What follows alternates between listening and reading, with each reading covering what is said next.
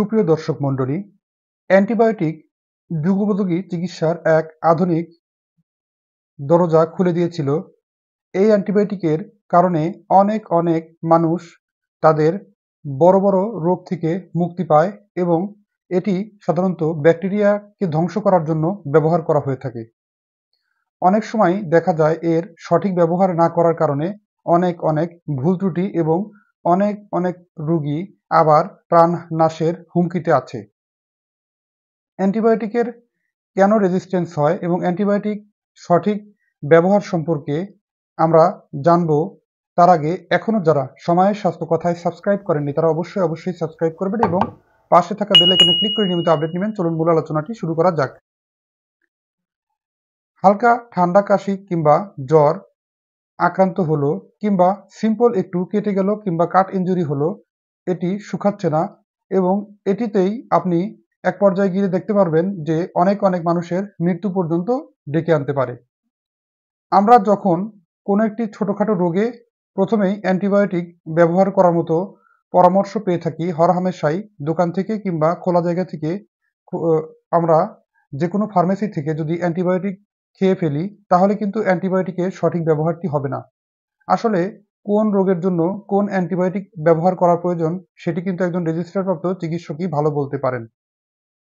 আমরা যদি ছোটোখাটো জ্বর, সর্দি, কাশি, ফ্লু এটি যদি ভাইরাসে আক্রান্ত হয়, যদি অ্যান্টিবায়োটিক ব্যবহার করি অর্থাৎ ব্যাকটেরিয়াকে ধ্বংস করার জন্য যে অ্যান্টিমাইক্রোবস ব্যবহার করা হয়, এটি যদি ব্যবহার করা হয় তাহলে কিন্তু এটি কাজ করবে না। পরবর্তীতে আমাদের শরীরে যে জীবাণু অর্থাৎ যে জীবাণুটি আছে, যে সমস্ত ব্যাকটেরিয়া আছে, এরা যদি এর বিরুদ্ধে জ্যাকেট তৈরি করে, আমি ভালোভাবে বুঝিয়ে বলছি। ধরুন আপনি কোনো একটা অ্যান্টিবায়োটিক খেলেন, আপনার শরীরে যে ব্যাকটেরিয়াটি আছে যদি সঠিক এই ব্যাকটেরিয়াকে ধ্বংস করার জন্য সঠিক পরিমাণ অ্যান্টিবায়োটিক ব্যবহার এবং ডোজ এবং ডিউরেশনে অর্থাৎ সঠিক ডোজে সঠিক নিয়ম অনুযায়ী সঠিক সময়ে সেবন না করা হয় তাহলে কিন্তু ওই জীবাণুটি পরবর্তীতে কিন্তু এই বিষয়টি মাথায় রাখে যে যে অ্যান্টিবায়োটিকটি শরীরে প্রয়োগ করা হচ্ছে এটি আসলে কখন আসবে শরীরে এবং এটি এর বিরুদ্ধে বাঁচার জন্য জীবাণু একটি জ্যাকেট তৈরি করে। যদি সঠিক সময়ে ঔষধটি সেবন করা না হয় তাহলে এই জ্যাকেটের স্থায়িত্ব বেড়ে যায়, স্থবকতা বেড়ে যায়। এতে করে কিন্তু পরবর্তীতে অ্যান্টিবায়োটিক সেবন করার পরেও সঠিক অ্যান্টিবায়োটিক প্রয়োগ করলেও কিন্তু ডোজ ভুলের কারণে পরবর্তীতে রেজিস্ট্যান্স হয়। এছাড়াও যদি কেউ ভাইরাসে রোগে আক্রান্ত হয়ে অ্যান্টিবায়োটিক সেবন করে থাকেন তাহলেও কিন্তু অ্যান্টিবায়োটিক রেজিস্ট্যান্সি হওয়ার একটা ভয় থাকে। অর্থাৎ আবার কেউ বা সঠিক রোগ নির্ণয় না করেই হরহামেশাই অ্যান্টিবায়োটিক খাচ্ছেন। এতে করেও কিন্তু জ্বর, সর্দি, কাশি সামান্য রোগ হলেই আপনারা অ্যান্টিবায়োটিক অনেকে খেয়ে যাচ্ছেন। এতে করেও কিন্তু অ্যান্টিবায়োটিক রেজিস্ট্যান্স হয়ে যেতে পারে।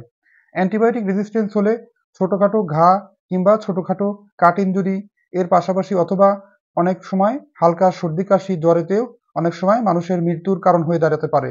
কারণ এই ছোটোখাটো রোগগুলো সাধারণত অনেক সময় ভাইরাস দ্বারাও আক্রান্ত থাকতে পারে। এছাড়াও বিভিন্ন সময়ই এটি কোনো জীবাণু ছাড়াই বা কোনো কারণে আক্রান্ত থাকতে পারে। কোনো জীবাণু ছাড়াও অনেক সময় বিভিন্ন কারণেও কিন্তু ছোটোখাটো সমস্যা হতে পারে। তাই আমরা ভয় না পেয়ে আমাদেরকে হতে হবে স্বাস্থ্য সচেতন।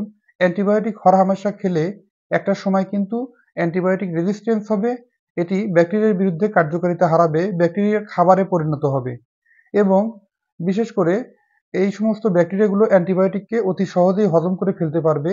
এই অ্যান্টিবায়োটিক প্রয়োগ করলে কোনো কাজে আসবে না, এটি রেজিস্ট্যান্স হয়ে যাবে এবং এর প্রয়োগ করা অনেক সময় দেখা যায় অনেক রোগী আছেন যারা অ্যান্টিবায়োটিক সেবন করার পরে অ্যান্টিবায়োটিক সঠিক সময়ে সেবন করছেন না। 2 থেকে 3 ডোজ খাওয়ার পরে রোগী আরাম হচ্ছে, পরবর্তীতে নিজে থেকেই একটু উপসর্গ কমে গেলেই উনি ঔষধ খাওয়া বাদ দিচ্ছেন যে রোগটি আরাম হয়ে গেছে ভেবে। পরবর্তীতে রোগটি আস্তে বাড়তে থাকে। পরে অ্যান্টিবায়োটিক সেবন করলেও কিন্তু সঠিক সময়ে সঠিক ডোজে সেবন করার পরেও রোগটি আরাম হয় না। তখন কিন্তু অ্যান্টিবায়োটিক রেজিস্ট্যান্স হয়, অ্যান্টিবায়োটিকটি কাজ করা বন্ধ করে দেয়।